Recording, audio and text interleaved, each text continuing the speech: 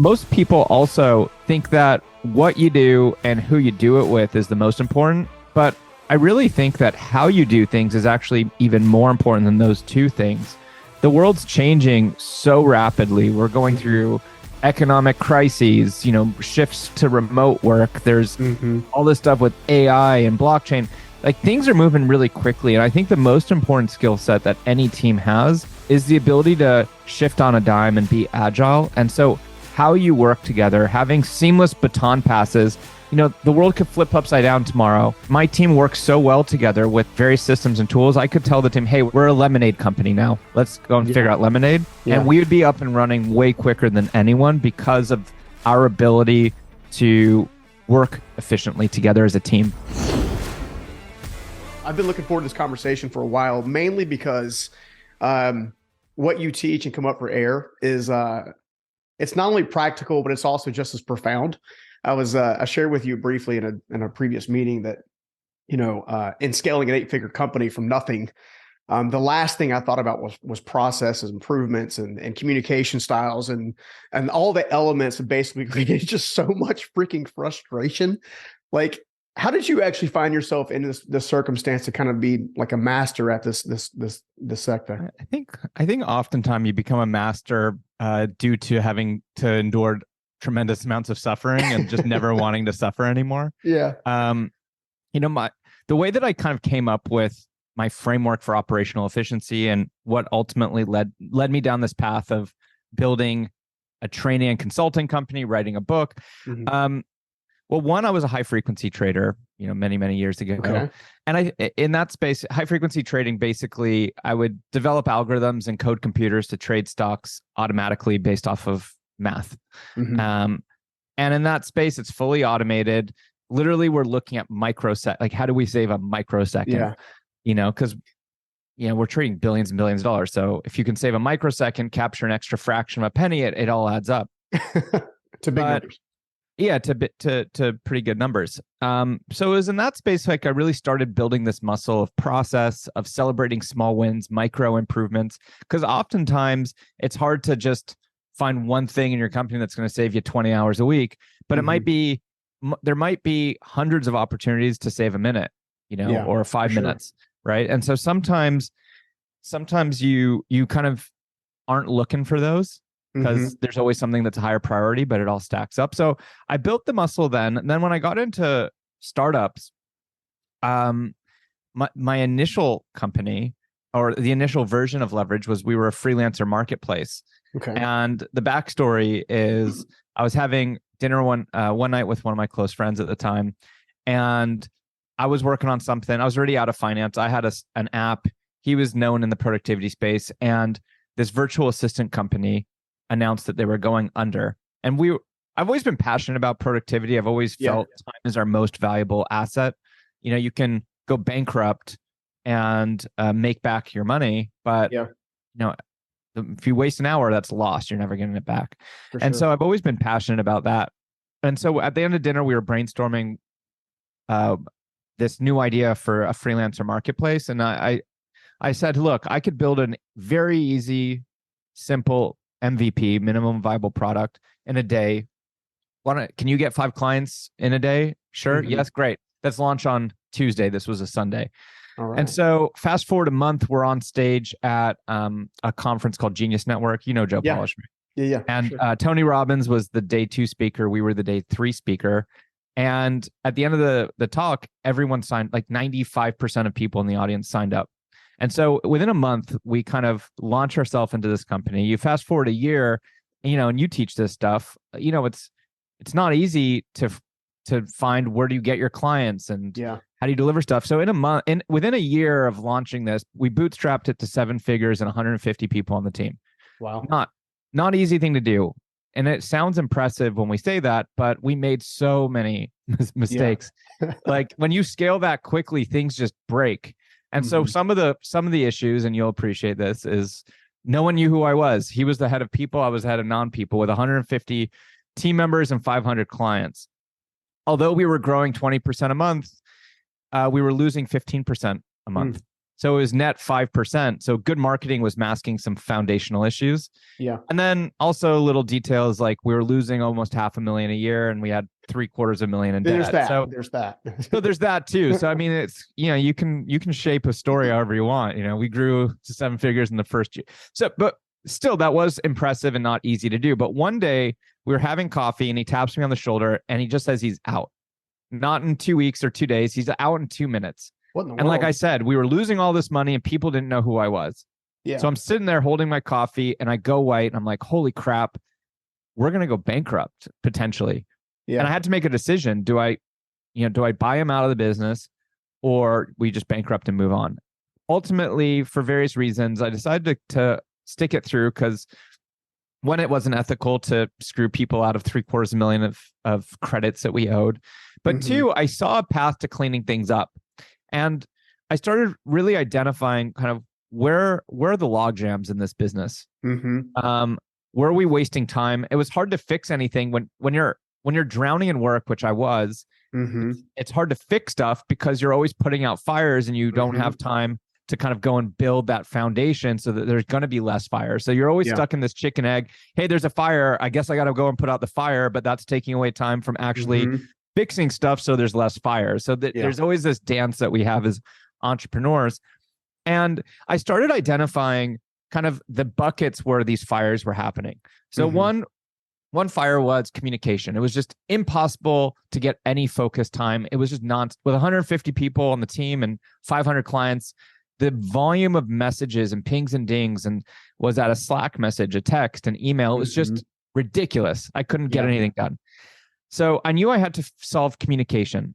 The next thing was I didn't have a grip on what my team was doing.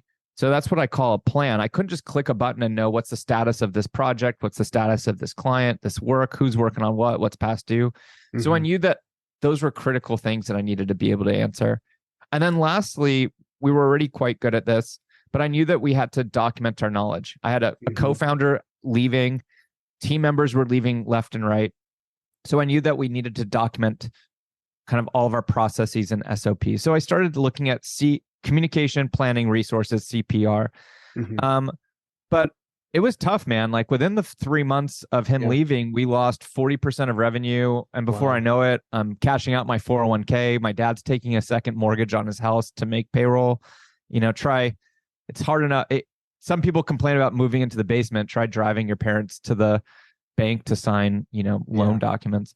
So it was tough. But what I found was when focusing on CP&R, things started turning around really quickly. And then other people started reaching out. Word kind of got out. Wasn't trying to be a consultant, but people started reaching out, asking me to help them.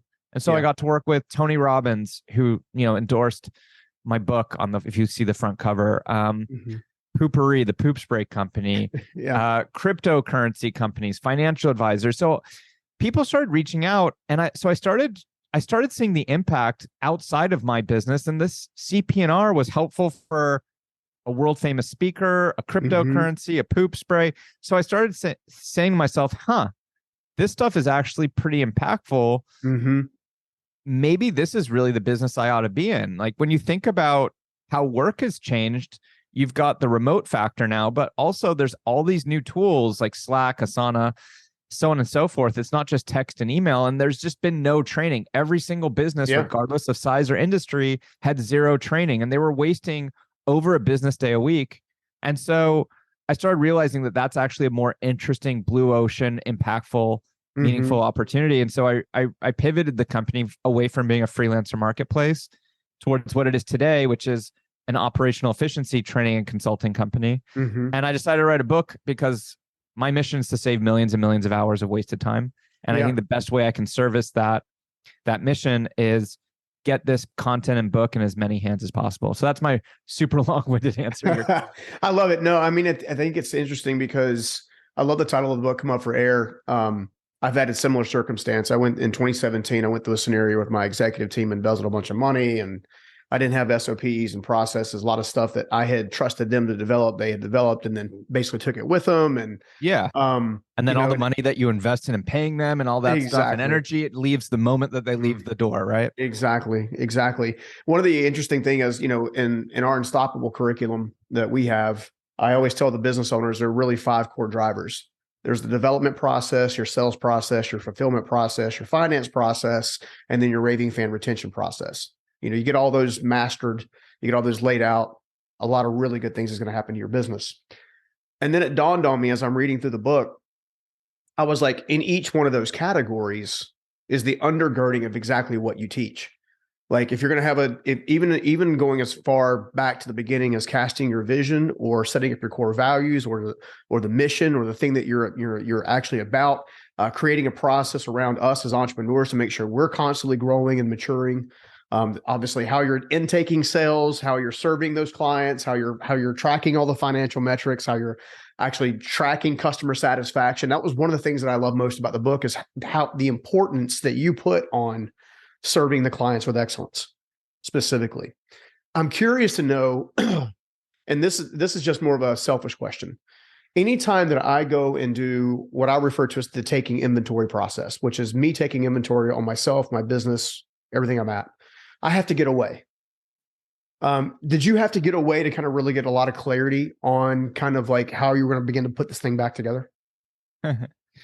Well, I kind of view my company Leverage as like a guinea pig laboratory where I'll come up with an idea, and before it ever sees the light of day in any piece of content or a client sees it, we've stress tested it internally and gotten feedback. And it's impossible to have something where everyone loves it. There's no tool out there. Like you're always going to find someone that hates the way something's happening. But I use my company as a laboratory to experiment with things. But yeah, oftentimes I'll need to get inspiration from different sources. Oftentimes that inspiration just comes out of pain, if I'm being honest. So you and I are brothers from another mother then. That's good. Like oftentimes, and I'm an engineer by background, so I'll see something that bothers me, and then my mind starts going, how do I never have to do this again? And then I'll just start. So my inspiration isn't necessarily that I go off, to a cabin and just think for a bit. It might be through books. It might be just lowering my acceptance of tolerating stuff I don't like. I've trained myself that if I do something more than once that I don't like, my brain immediately goes to problem solving mode. How do I never have to do this again? It doesn't mean that I can get it off my plate immediately, but I start thinking, is there a tool we could use? Is there a way to automate this? Is there a way I can delegate this? So on and so forth. But, I read quite a lot. I pay attention to kind of our performance internally, get feedback from team. And that's kind of where I get my inspiration from. Yeah. Well, one of the things I also love about the book is the importance on communication. Communicating appropriately. It's like the oxygen. Bro, I in starting my first company in 98, basically with no background whatsoever in business or whatever, just sheer grit, right? One of the things I didn't realize is not everybody thinks like I think. Not everybody cares about the things I care about. Well, when you're the owner and you have equity stake, you have a different level of care too, Yeah. I also realized that your team, if you build it correctly, has strengths in areas you have struggles and vice versa. And you might hate doing something and someone else loves doing it. It lights them up. Yeah. Yeah, absolutely. And that's the crazy part, right? And it's like, how the hell do you like that? Cool. Go and do it. Yeah, I'm very much more of a visionary than an integrator by a long shot. But one of the things that I came into contact with was I thought as an entrepreneur, I was communicating well to my team. Yeah. And because I didn't provide a safe place or a way to have a proper dissemination of communication going back and forth, the team was not telling me, hey, we need more information from you, or can you give us more clarity on this? The communication cycle, I think more than anything else, can stifle a business's growth more than anything else, almost as much as, improper cash flow. Well, a couple things to unpack there. Depending on I think a big mistake that I see businesses make is they put zero emphasis on operational efficiency and they're just 100% focused on growth and marketing and new clients. And if you're a 6-figure business and you're struggling to make payroll, documenting processes in the short term probably isn't the priority if it's like you're about to go under, dial for dollars or do what you got to do. But it's a mistake for any business, I think at any stage to go 100% growth, 0% on operational efficiency, there's some happy medium that's optimal depending on kind of how much buffer you have, um, and how mature you are. But, it might be 90-10, might be 80-20, might be 50-50, depending on kind of what you can afford. But it's important. The sooner that you start paying attention to stuff, because time is all you got. And with more time, you can get to if instead of working a 50-hour week, if you were able to work a 500-hour week, you'd get to 8 figures. Even if you're not the most clever entrepreneur, you'll probably get to 8 figures pretty quickly if you just had more time. And so it's one of the most important things as an entrepreneur, to try to free up. And so that's one thing. I loved what you said before about kind of you have your finance process, your sales process, et cetera. Yeah, people really need to be thinking about, how do you optimize each of those critical functions? Because at the end of the day, that's really all you got is your time, your energy, and your resources, and you have to maximize them. And most people also think that what you do and who you do it with is the most important. But I really think that how you do things is actually even more important than those two things. The world's changing so rapidly. We're going through economic crises, shifts to remote work. There's all this stuff with AI and blockchain. Like, things are moving really quickly. And I think the most important skill set that any team has is the ability to shift on a dime and be agile. And so how you work together, having seamless baton passes, the world could flip upside down tomorrow. My team works so well together with various systems and tools. I could tell the team, hey, we're a lemonade company now. Let's go and figure out lemonade. And we would be up and running way quicker than anyone because of our ability to work efficiently together as a team. Does that make sense? Oh, absolutely. In fact, I was just thinking, it's funny when you start talking to a fellow entrepreneur that's actually been through some stuff and built some stuff and that kind of thing. You have no choice but to kind of remember some of the early days, or even some of the not so early days, like a couple of years ago during all the supply chain issues, because one of my businesses is in the construction sector. And one of the things that comes to top of mind is I discovered that without having a process, I couldn't properly articulate what the role or responsibility was for the team member. Which means I then couldn't properly align the team member to be in the right seat in the right bus at the right time, nor could I properly set the expectation for metrics on how I was going to measure their performance. And it seems like all human nature wants to be in this process of continual improvement. Everybody wants to win, right? So for me, when I started putting a higher emphasis on process improvement and optimization, it was a 90-day hockey dip and then like a 5-year hockey stick. Yeah. You know what I'm saying? Totally. Like it's a catapult to me.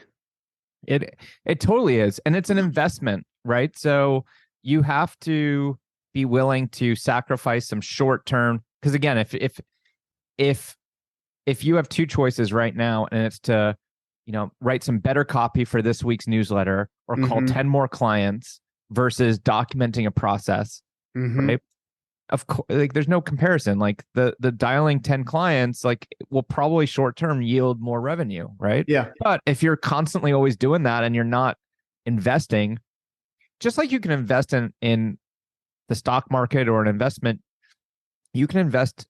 The time can be an investment. You can waste time or you can invest time. So documenting those things is a time investment that should have a return on investment over some period. So it's just a total mistake if you're constantly just chasing the short term and you don't have some allocation to that long-term stuff. Because in order to really 10x your business or go from 6 to 8 figures, at some point, you need to be able to step away and have other people do things.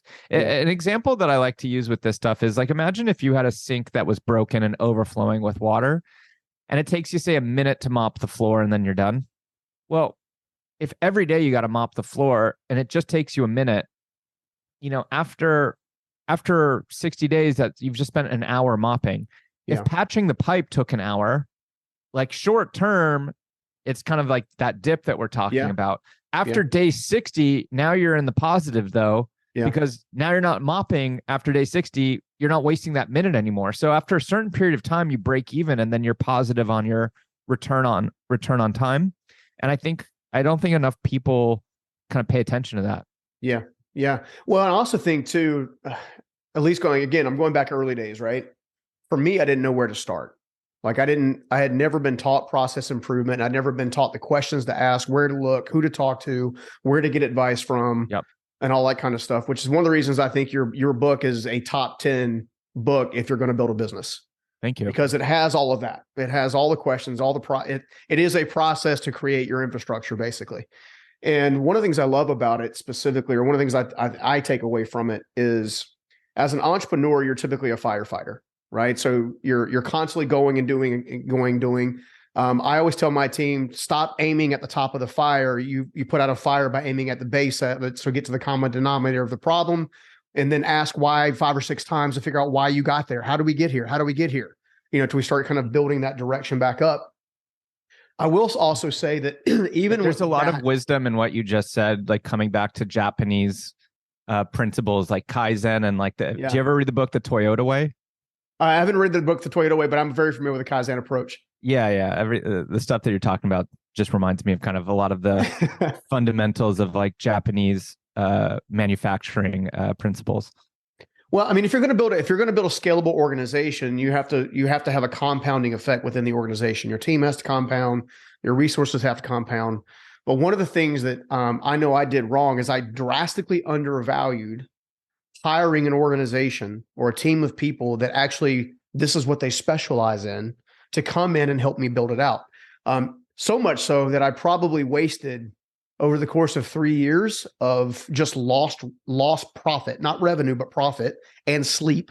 Because I think another thing that happens as a byproduct of this is, if you're constantly putting out fire, you're living in stress zone. But when I did that, I lost probably $3 to $4 million over the course of a few years, just because of stupidity, for lack of a better word. It cost me 1/10 of that to bring in a firm to help me actually optimize everything. Right. I think that goes back to that. I think, Simon Sinek says, play the long game. Yep. Right. If you're going to drive the bus, play the long game. Yep. Yeah. My friend Dory Clark wrote a book called Play the Long Game. Oh, rock on. With a lot of O's in the for long. Yeah, totally. Everything you said, I completely agree with.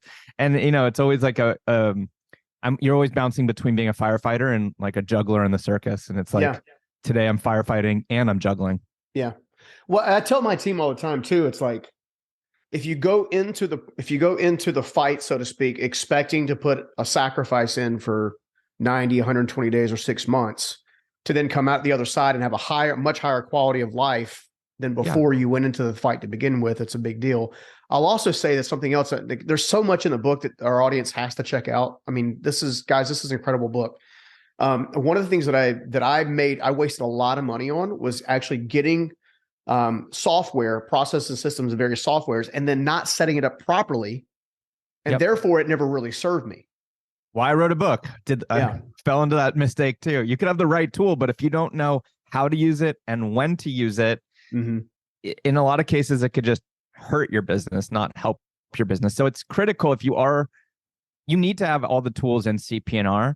But if you're not committed to rolling it out right, you might as well not do it, because it's going to be another place for information to get lost, friction to happen, etc. But if you are committed, and this is why I wrote a whole book and a business around this, if you are committed to being operationally efficient, and I'm guessing a lot of the things to get from 6 to 8 figures, I'm guessing in terms of your content is going to be goal setting, like whether it's OKRs or other things, like.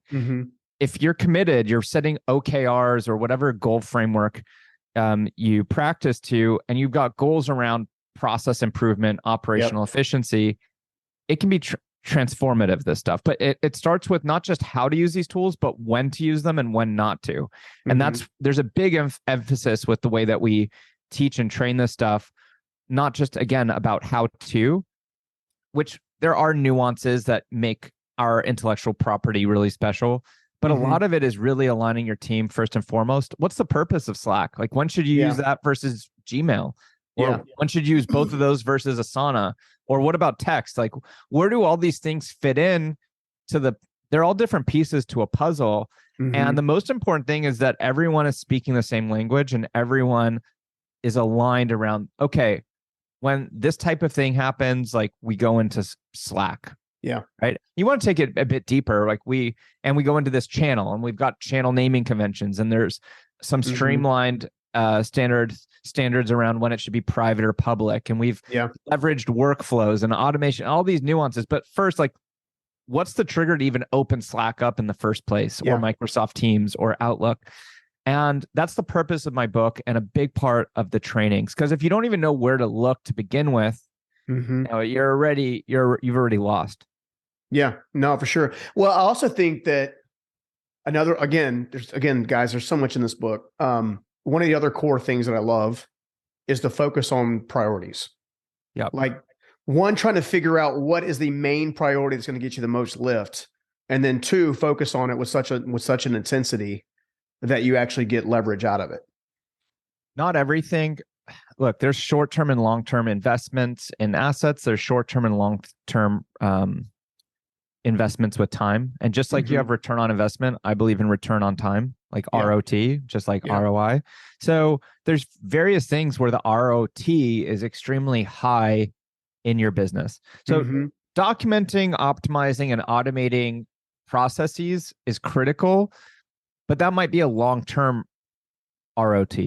There might be something though right now where you could save an hour a week, and you can maybe get that hour a week back with just an hour upfront of investment. So that's pretty high. You know, after the first, what investment in the financial markets can you make an investment, get all your money back after a week, and then every week after get a paycheck for that initial investment back? So, you know, start with that and start looking at time as an asset, just like, you know, stock or anything else.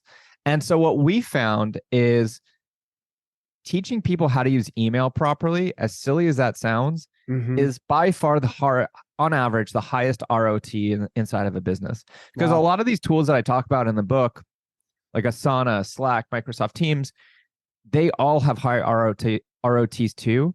But you have to align, the team has to be aligned on when and how to use those tools because they're collaborative.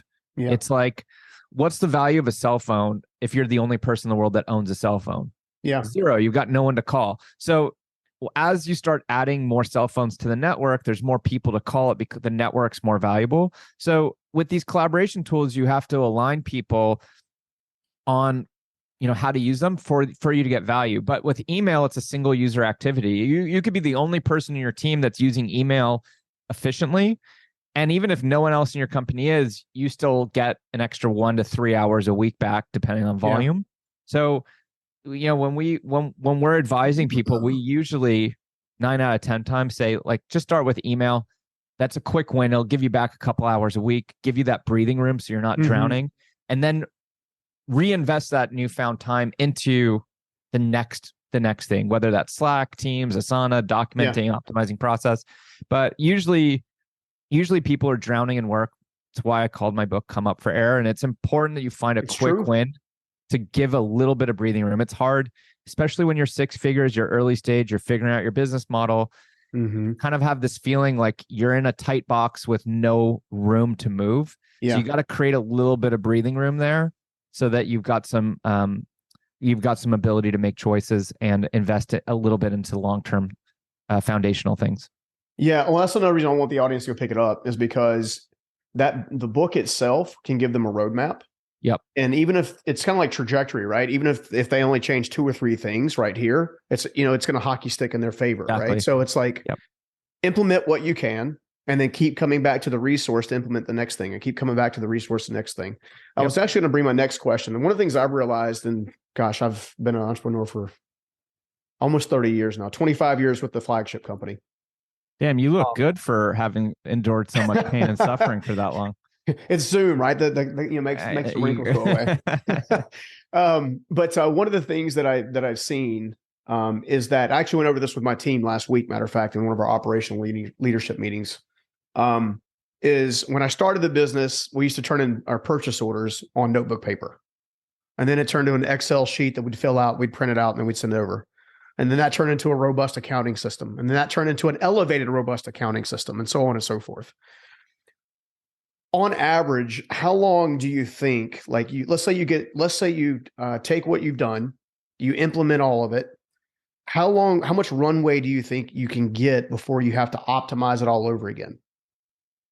I think a lot of the stuff that we do also is principles based, which I think you can appreciate because from what you were describing before about like 5 whys and stuff, a lot of these are foundational principles that you're bringing up, and so it once you understand the principles and people understand how and when to use these various tools, even if your processes change, even if one of these tools goes out of business, as long as people understand the principles of how to communicate, how to plan, where your resources go, and they understand that new language, you constantly have to be reevaluating. These tools, we're constantly updating our intellectual property because there's new features, there's new ways of using them to solve problems. But once you have that baseline foundation, you've got like 80% locked in, and then you got 20% that you just have to be on the lookout. Okay, this changed, or our business has changed, our process has changed. But you definitely should be kind of constantly challenging status quo in your business. Yeah. Something that I learned as a high frequency trader, they used to force us to do a 2-week block leave every year. So they would lock us out of our trading books, couldn't go on email, couldn't come into the building.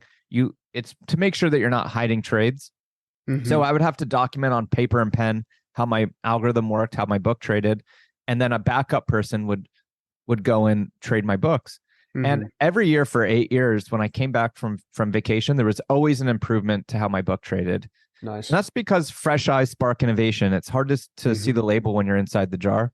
And I think that one thing that I don't see enough teams doing is challenging the status quo. I hate when I ask someone, either on my team or in a client's team, so why are you doing it this way? It's like, oh, well, because it's always done it. Yeah. For the last 10 years, we've been doing that. It's like, but your business has changed 27 times in the last 10 years. Like, and so I think that if you are committed to operational efficiency, you have goals around being operationally efficient, every quarter, pick a key process and commit to analyzing it. Maybe you do a role rotation, have someone document it, and then go and hand that documentation, even if it's not in a fancy tool, give it to a colleague and say, hey, I've written the steps down. Go and try to do this. Go and try to do payroll, or go and try to onboard the next person following my steps.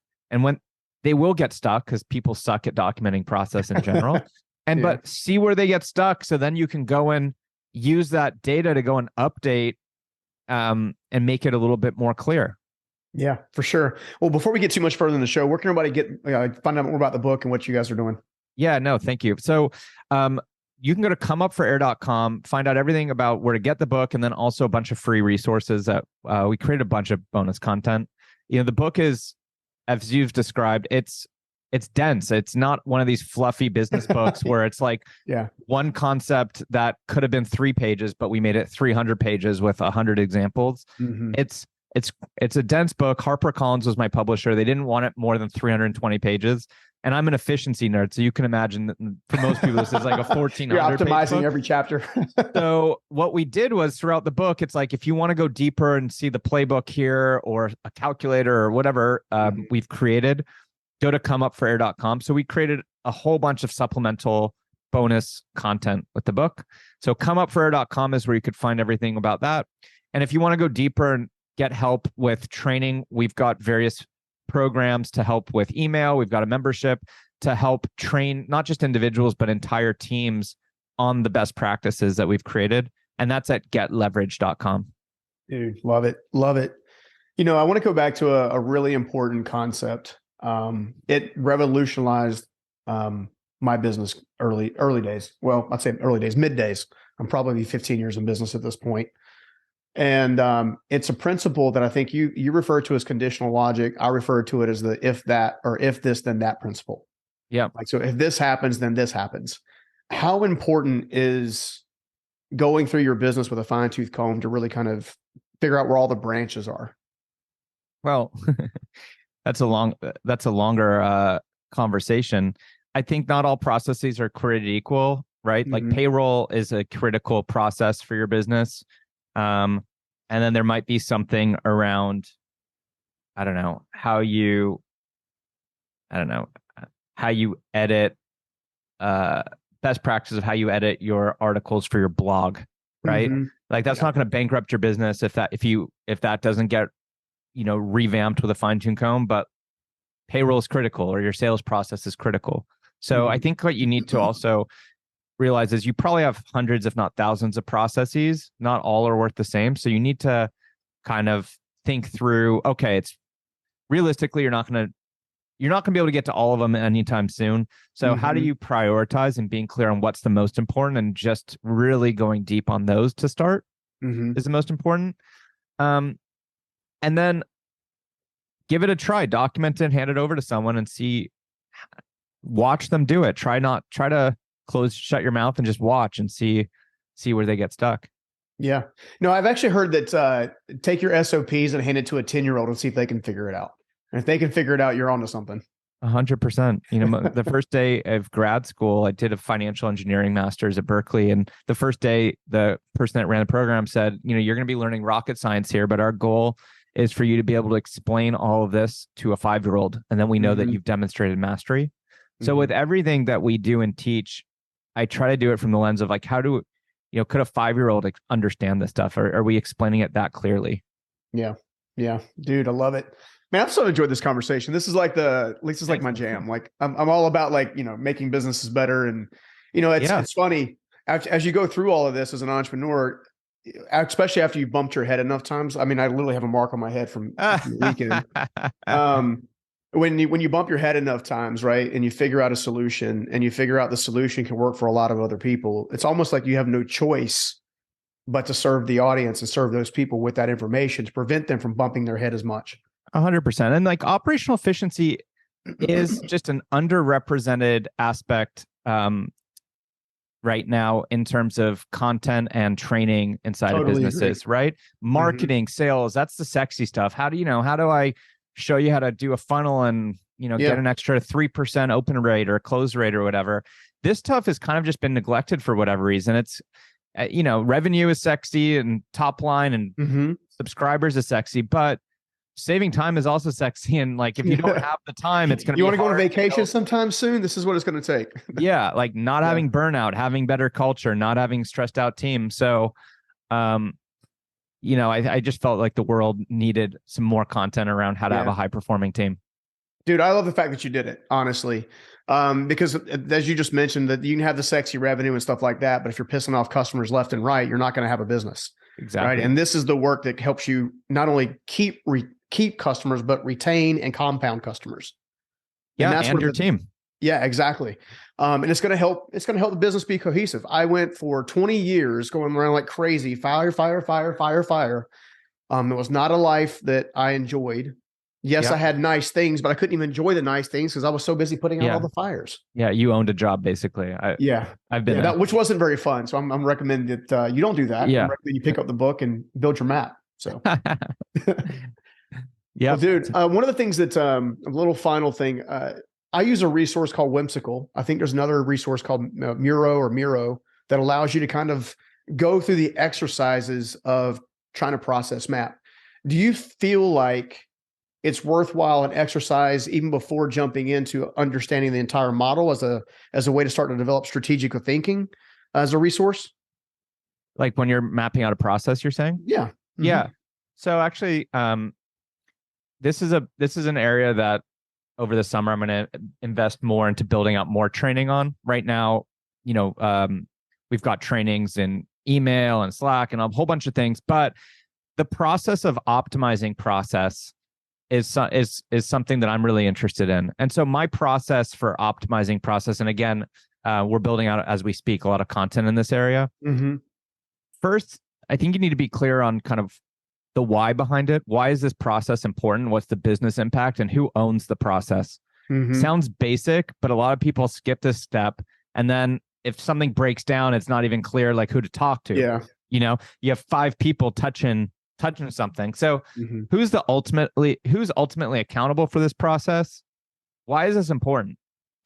what needs to happen for us to say that we're successful with this process. So getting clear up there. And then kind of step two is a flow diagram. And you mentioned before if else statements. So if you're a developer, that's comes from software code. And oftentimes people that aren't process oriented people think that every condition is important. Well, if the person lives in Alabama and they're 53 and they're this and this, then we need to have a list. And every time you have an if else statement, it to me, it's just should be signaling complexity. Yeah. Now you can't get around it, but the more if else statements that you have in your business, if it's Monday and it's this, but else if it's this, it's too hard to remember and hard to manage. So you have to just be cognizant of that. And so every if else statement comes with a cost that you have to be aware of. And so oftentimes starting off with that flow diagram, because every if else statement is a splinter in that whimsical or that mirror. Like a tree root system. So, does it look like a tree or does it look like a forest, what you're building? If for me, it's always a forest, but if your thing starts splintering out, like with 100 if statements and you've just built like basically a forest, a forest out of it, that should be a red flag. Like, hey, if it's even hard for me to follow this, down every single condition, like maybe we're over engineering and we need to simplify this thing. Yeah. And so a lot of people don't think in terms of that, but when you present a flow diagram, it could become pretty obvious. Is this too complicated? Where do we need to simplify? And once you kind of get sign off on the flow diagram, then we start putting process into our process management tool. Dude, love it. Which for Can't us thank is you enough for process coming tree. back on, brother. We're gonna have you keep coming on because to make sure that we can keep. Would love to. Love to support you with your events. I love what you're up to too. Dude, much love. Well, dude, that's going to do it for today's show, but I really appreciate you. Everybody go check out the book. Everybody, the links will be in the show notes and all that good stuff. Follow Nick. You're going to love it. Dude, thank you again for coming on. Thanks for having me on the show. All right, take care. I hope you liked that video. And if you did, make sure you check out this next video right here. If you're not growing, it can feel like you're dying. And this is why I'm such a big advocate. If you always need mentors in your life, you need coaches who challenge and push you to be bigger. You need mentors who've done what you've done so they can show you the way.